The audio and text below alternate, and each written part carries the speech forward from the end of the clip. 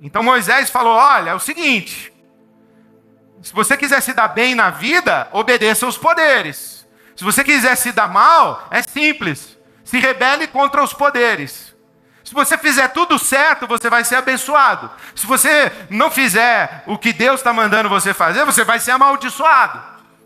Isto é uma forma de colocar na mão do homem o controle daquilo que lhe acontece. Eu sou correto, eu sou perfeito, eu sou detentor de méritos, então eu mereço que coisas boas aconteçam para mim. Agora, esse aqui é bandido, é mentiroso, esse aqui cobiça, esse aqui, etc. Então ele não merece que coisas boas aconteçam para ele. Que é uma forma de rebeldia contra o que está sendo discutido e debatido lá em cima. Mas aí o que acontece? Acontece que as pessoas que fazem tudo certo, de repente começam a se dar mal, e as que fazem tudo errado, de repente começam a se dar bem. Aí você abre a sua Bíblia em Isaías capítulo 3, versículo 10, você vai ver um negócio que é assustador. O profeta Isaías dizendo, olha, diga ao justo que vai dar tudo certo na vida dele. E diga ao injusto que vai dar tudo errado na vida dele. Aí o pessoal começa a observar. E percebe que tem gente justa se dando mal e gente injusta se dando bem. Então precisa ter uma outra explicação, não é Deus. Quem é? É ele mesmo. O nojento, é o capiroto, é o demônio, é o coisa ruim. É o diabo, é Satanás. E aí então surge o livro de Jó. O livro de Jó diz o seguinte, Jó era um homem bom, mas aconteceram coisas erradas na vida dele. Então quem fez? Foi o diabo. Por quê? Porque ainda estamos raciocinando com essa lógica, de que as coisas que acontecem aqui embaixo acontecem porque lá no andar de cima se decidiu o que aconteceria. Alguém lá em cima, alguma força, algum poder. Ou foi Deus ou foi o diabo, mas eles lá, o conflito entre eles, a gente aqui é que sofre. E olha aqui, na tradição judaica, ainda eles são melhores do que a tradição cristã evangélica. Porque os judeus acreditavam o seguinte, que o diabo só pôde fazer na vida de Jó o que fez porque Deus deixou. Quem manda mesmo é Deus, não é o diabo. Agora na nossa cultura religiosa evangélica, o diabo é poderoso demais. O diabo pode tudo. Inclusive eu me lembro que recebi essas mensagens de... Eu não sei como é que chama isso, se ainda chama. Esses PowerPoint com versículo. Isso não é de Deus não, pessoal. Eu vou te falar uma coisa. Difícil, viu? Aí veio assim, que o homem é escravo do diabo. E que Jesus foi lá para salvar o homem. E o diabo falou, não vou deixar não. Só se você me pagar um resgate. Aí Jesus foi, morreu na cruz. E foi lá dar o sangue dele para o diabo, pagando o resgate para o diabo soltar a gente. Olha, isso é do diabo. Essa historinha é do diabo. Porque Jesus não deu satisfação para o mal, para o império das trevas, para o inferno, para o diabo. O nosso assunto é com Deus, o nosso Pai. Jesus morreu na cruz para satisfazer a justiça de Deus, o nosso Pai, não para dar satisfação ao diabo. Mas fecha parênteses. A Bíblia está contando essa história de como nós intuímos que as coisas que acontecem aqui embaixo acontecem porque foram determinadas lá em cima. Olhe, os gregos pensavam assim, eles falavam que as moiras, elas é quem teciam os destinos dos homens. Mas as moiras eram cegas. Misturavam linha errada, cortava fio na hora errada. É por isso que tem gente que morre cedo, a gente que demora para morrer. É porque as moiras que tecem os destinos humanos são cegas. Isso está na cultura grega, na mitologia grega. Qual é a ideia? Há forças espirituais, há forças ocultas que na verdade definem o que acontece aqui embaixo. Quem pecou? Ele ou os pais dele? Porque se ele nasceu assim é porque alguém lá em cima decidiu Se você perdeu seu emprego, é porque lá em cima alguém decidiu, ou foi Deus ou foi o diabo. Se você chegou atrasado, é porque Deus tinha um propósito para você chegar atrasado. Se você perdeu o avião, é porque Deus tinha um propósito. Se você chegou na hora, é porque Deus tinha um propósito. Se você não conseguiu passagem, é porque Deus tinha um propósito. Se tocou seu telefone, é porque Deus tinha um propósito. Se não tocou, é porque Deus não deixou tocar. E assim vai, tudo é Deus. E quando dá certo, é de Deus. Mas quando dá errado, foi o diabo. Então a gente vai, porque as coisas acontecem ou deixam de acontecer, porque lá em cima elas estão sendo tratadas. E aí Jesus diz, nada disso. Vamos parar com esse papo de maldição aqui. Vamos parar com essa conversa de maldição. Nem ele, nem os pais dele. E traz a responsabilidade para nós. Então isso é uma coisa que Jesus faz quando Ele abre os nossos olhos. Ele nos faz ver esses mecanismos opressores da religião. E quando a gente enxerga os mecanismos opressores da religião, a gente enxerga também os caras que são especialistas em usar os mecanismos opressores da religião. Usam a Bíblia, usam a Torá, usam qualquer texto sagrado para nos manipular. Se você não seguir, eu vou expulsar você da sinagoga, hein? Se você não fizer direito, eu vou expulsar você, eu vou excomungar você, eu vou retirar a cobertura espiritual, eu vou te amaldiçoar. Se você não estiver na visão, se você estiver no erro, se você estiver em rebeldia, eu vou te amaldiçoar, depois não reclama. E aí, quando isso acontece, a gente fica com medo de ser expulso da sinagoga. E quando Jesus chega e nos faz ver esse mecanismo, ameaçador, amedrontador, esse mecanismo de manipulação e os manipuladores, acontece uma coisa que dói na gente muito mais.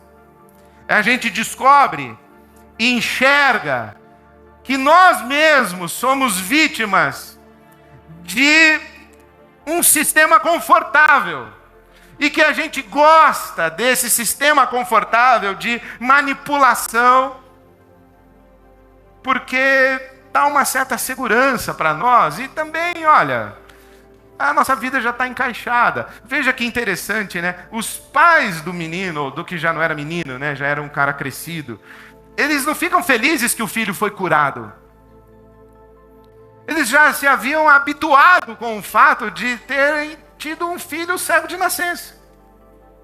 Inclusive já estavam conformados que Deus tinha feito ele nascer cego.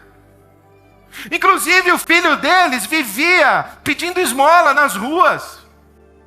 E eles já estavam de boa na sinagoga.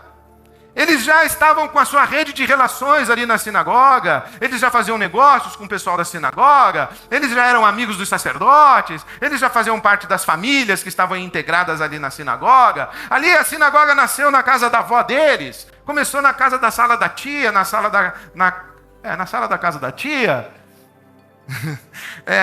Aí a irmã casou com o filho da outra família da sinagoga, as famílias já se entrelaçaram na sinagoga, cresceram na sinagoga, e o cego já está lá na rua pedindo esmola, porque é um amaldiçoado de Deus, e a nossa vida seguiu aqui, e agora vem Jesus curar o cego, faça-me um favor, e criar essa confusão comigo, e mandar eu sair da sinagoga. E eu agora vou ter que dar testemunho de Jesus, que eu encontrei a verdade, que eu encontrei o Messias, que eu tive um encontro com Deus. E vem o meu filho dizer que foi curado e que se deparou com Deus e que encontrou o Messias. Era melhor que ele continuasse cego, porque minha vida ia ficar do jeito que está. Não era muito boa, mas pelo menos não estava confusa. Então quando Jesus aparece, Ele abre os nossos olhos e a gente enxerga, inclusive, os nossos clichês, as nossas afirmações, que não tem nada a ver, mas que dão conta de nos deixar confortáveis. Até que a vida dá uma trombada na gente. E os nossos clichês não resolvem. O pessoal da sinagoga nos dá as costas, puxam o nosso tapete, a gente experimenta a maldade que existe dentro do sistema religioso, a gente experimenta e percebe que a gente mesmo foi vítima disso, porque é fácil a gente se especializar nisso. Basta eu pegar um empresário que estava quebrado 3 anos atrás e quando veio para Ibabe se resolveu, trago aqui domingo para dar testemunho na hora do dízimo. É fácil. E os outros que continuam quebrados até hoje? Isso aí não é problema meu. Cada um com seus problemas. O meu problema é dar testemunho de sucesso. E eu vou encontrar, se eu peneirar bem, vou encontrar. E aí a gente vive um me engana que eu gosto. E vai reproduzindo um sistema maldito. E vai ficando numa expectativa de que um dia vai resolver, de que um dia vai acontecer alguma coisa, acreditando em mentiras. Aí, de repente, um cego, miserável, diz assim: pessoal, tem um problema aí que vai desmontar o sistema de vocês. Eu me encontrei com Deus e Ele me curou. E a gente vai dizer assim: você não era cego coisa nenhuma, não, mentira. Não foi Deus coisa nenhuma, não. Nós vamos arrumar um jeito de manter o nosso sistema de crenças, manter o nosso sistema religioso e manter a nossa estrutura confortável dentro do sistema de religião e de crenças. Aí Jesus aparece e diz assim: bom, vocês escolhem. Eu vim para que os que são cegos vejam e os que veem fiquem cegos. E na verdade Jesus está dizendo: quem é o cego aqui dessa experiência? Quem é o verdadeiro cego? No nosso ditado popular, o pior cego é aquele que não quer ver. O pior cego é aquele que não quer ver, que fica apegado ao seu sistema. Aí Jesus nos convida a abrir os olhos e diz assim: olha, vamos fazer o seguinte, vamos rever tudo. Como assim, Jesus, rever tudo? Vamos começar com meu pai? O seu pai? Vamos começar revendo meu pai?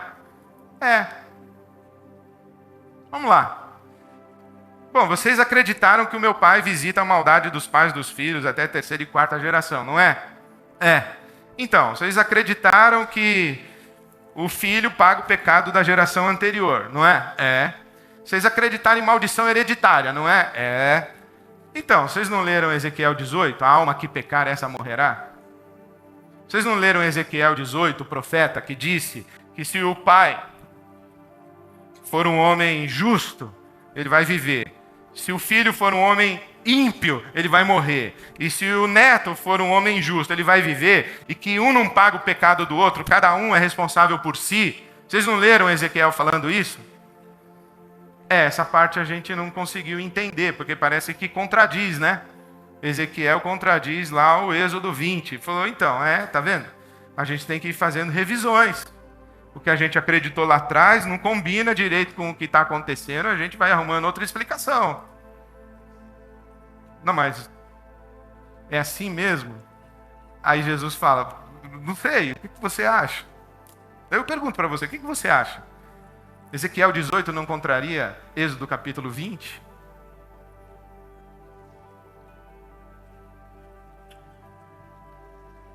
A Bíblia, meus queridos, a gente lê de trás para frente. Hebreus capítulo 1 diz o seguinte: que tendo Deus outrora falado, muitas vezes, de muitas maneiras, aos nossos pais pelos profetas, hoje Ele nos fala em Jesus. Então a gente pega Jesus, coloca Jesus como critério para ler toda a Bíblia. Aí vem Jesus dizendo: olhe, meu pai não é amaldiçoador de ninguém. Eu não vim para condenar, eu vim para salvar o mundo. Eu não causo desgraça na vida das pessoas. E eu não posso tolerar esse sistema que vocês construíram, que mantém vocês confortáveis, enquanto vocês vivem acostumados com cegos pedindo esmola no meio da rua. E usando ainda o nome do meu pai para explicar isso. Eu não vou permitir que isso seja feito. Então eu vou abrir os olhos de você. Quem quer ver, que veja. Quem tem ouvidos para ouvir, que ouça.